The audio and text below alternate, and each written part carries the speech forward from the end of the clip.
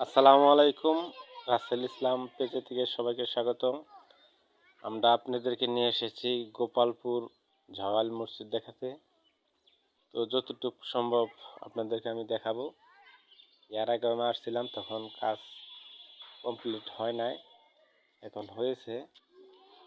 তো দেখেন কত সুন্দর মসজিদ।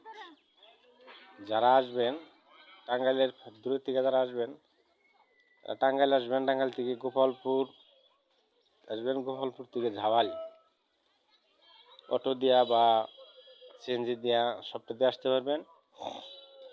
দেখেন মসজিদের কতটুকু এরিয়া, বিশাল এরিয়া, প্রচুর লোক হয়।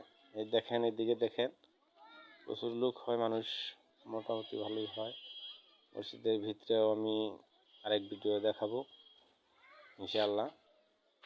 চলেন দেখি, এখন সামনে আগায় দেখি।